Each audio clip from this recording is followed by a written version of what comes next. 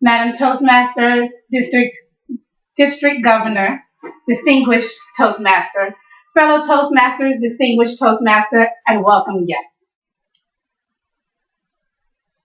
Have you ever thought your world was your family, your neighborhood, or the people you interact with on a daily basis? We all been someplace in life that's taken us to a turn we never would expect.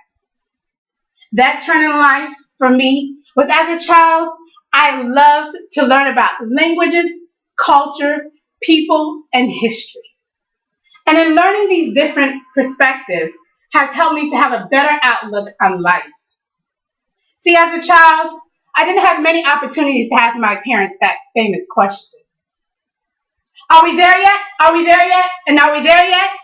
But I did get to say, hey, we got there pretty quick, as we only took short, and I mean short, road trips as a kid.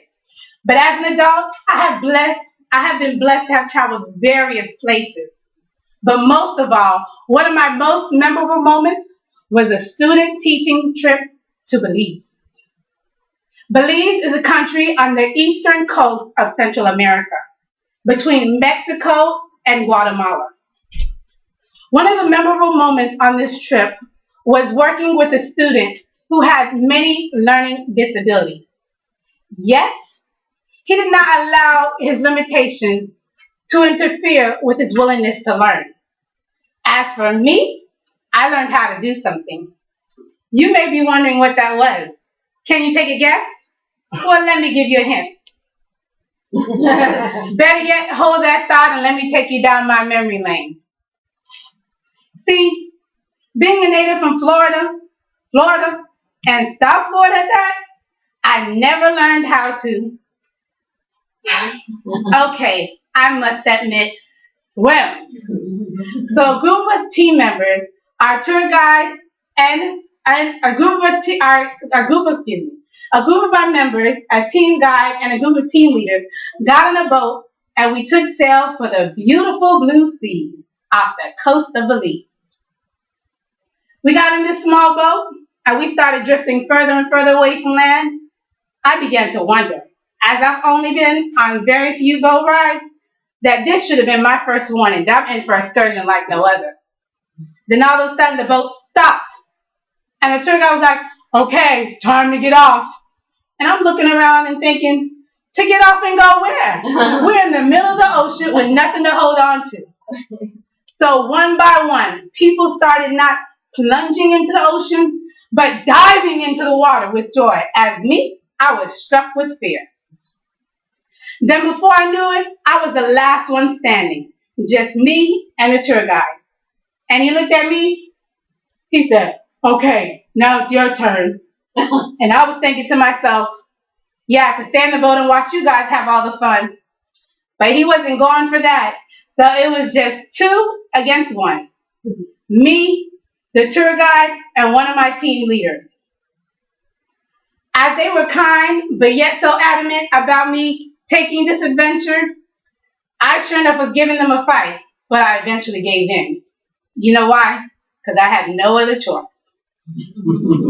I got into the water, and he was like, okay, just take one step at a time. And I literally took one step at a time, like this.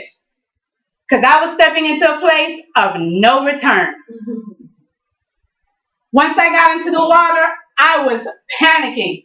I thought I was going to drown. I thought it was going to leave me in the middle of the ocean. I didn't have a life jacket. Literally, we were in the middle of the ocean. But the funny thing is, I guess my fear was gone, because before I knew it, I found myself hanging around a group of stingrays.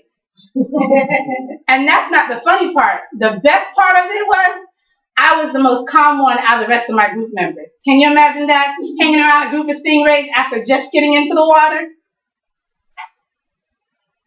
When I thought this water adventure couldn't get any better, boy, was I in for a rude awakening. After one swimming lesson and a recent adventure with stingrays, I found myself all alone, standing in the middle of the ocean. Now, I really thought they were trying to kill me after they left me in the middle of the ocean with no life jacket, and all my team members were like small dots off in the distance. I started screaming, "Ah!" But then I began to relax. And as I did so, I began to listen to instructions given to me as I was submerged into the deep ocean. When I was able to relax, I started to wonder, what is this experience trying to teach me? Then before I knew it, I started panicking even more. My fear began to skyrocket. At this point, I was like, okay, I'm either going to be eaten by Moby Dick or sink into the Belize Triangle, not the Bermuda Triangle. Then I started to take deep breaths to help myself to relax. Once I started to relax, I felt this serene and calming presence overtake me. It was then that I realized that you may be facing life alone, but there's always somebody watching over you. See, I share this story because it's a metaphor. It was a metaphor for me and how I was going to face my life. Because many years later, I faced many challenges when I had no other choice.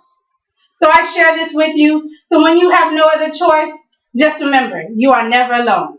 But the next time you want to learn how to swim, think twice before you ask me to join you. Madam Toastmaster.